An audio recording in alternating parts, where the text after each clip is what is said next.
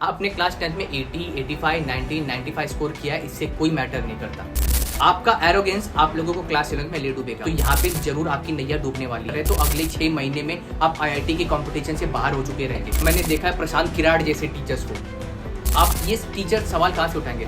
DC Pandey, HC Verma, Cengage, यहीं से उठाए जाते हैं सवाल। रील कम चलाइए, इंस्टाग्राम कम देखिए। हेलो एवरीवन, सीधा मुद्दे पे आते हैं। अगर आप सच में IIT क्लियर करना चाहते हो तो इस वीडियो को एंड तक जरूर देखना, क्योंकि मेरे वीडियोस ऑन पॉइंट और स्ट्रेट टू द पॉइंट होते हैं। तो चलिए शुरू करते हैं इस वीडियो को। मेरा नाम है Avneesh Mishra and you are watching Avneesh Mishra 10th and 12th। पहला, आप लोगों को कुछ चीजें भूलनी पड़ेगी। आपके क्लास 10th के मार्क्स। आपने क्लास 10th में 80, 85, 90, 95 स्कोर किया है, इससे कोई मैटर नहीं करता। आपका एरोगेंस आप लोगों को क्लास 11th में ले डूबेगा। आप लोगों को लगेगा कि हमने 10th स्टैंडर्ड में पिछले 2 महीने में पढ़ाई करके 90, 95 स्कोर किया था, तो ये बिल्कुल भी नहीं चलने वाला। क्लास 11th एक बहुत लंबी जर्नी होती है और क्लास 11th ही डिसाइड करता है कि आप लोग IIT में सेलेक्ट होंगे या नहीं होंगे। तो अगर आपके अंदर ये एटीट्यूड भरा पड़ा है कि हमने 10th में पिछले 2 महीने में पढ़ाई करके 90% स्कोर कर लिया था, तो यहाँ पे जरूर आपकी नैया डूबने वाली है।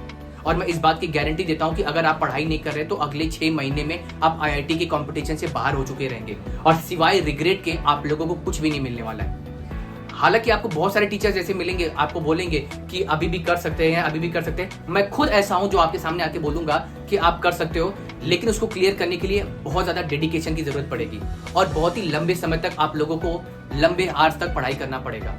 तो बेटर वो कंडीशन आपके सामने ना आए, अभी से पढ़ाई करना शुरू कर दो और अपने दिमाग के अंदर से निकाल दो कि आपने 2 महीने में पढ़ाई करके 10th स्टैंडर्ड में 95 स्कोर किया था। यहाँ पे कुछ भी नहीं होने वाला, बहुत ही अलग लेवल का गेम होता है यहाँ पे। दूसरा, मोटिवेशनल स्पीकर। सबसे ज्यादा दूर आप लोगों को इन्हीं से रहना है। जैसे बहुत सारे मोटिवेशनल स्पीकर होते हैं, मैंने देखा है प्रशांत किराड़ जैसे टीचर्स को। अंदर से मोटिवेट करिए, टाइम टेबल बनाइए, ऐसे नहीं होता है।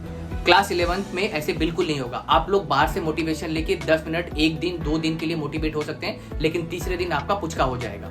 आपको अंदर से मोटिवेट होना है और डेली के छोटे छोटे टारगेट्स बनाने हैं। उन छोटे छोटे टारगेट्स को अचीव करना है और उन पे इतराना नहीं है। आपके इस 2 साल की जर्नी में बहुत उतार चढ़ाव आएंगे, तो जब बहुत उतार आएगा, बहुत चढ़ाव आएगा, तो बिल्कुल भी बहुत ज्यादा सैड और बहुत ज्यादा खुश नहीं होने का है। आप लोग को निरंतर प्रयास करते हुए रहना है। आप लोग को डेली 6 से 8 घंटे की पढ़ाई करनी होगी। हाँ, कभी कभी ऐसा होगा कि आप बहुत ज्यादा डीमोटिवेट फील करें, तो देख लीजिए, अपने घर वालों से बात कर लीजिए, अपने पेरेंट्स से बात कर लीजिए, अपने दोस्तों से बात कर लीजिए, ये आपको हेल्प करेगा।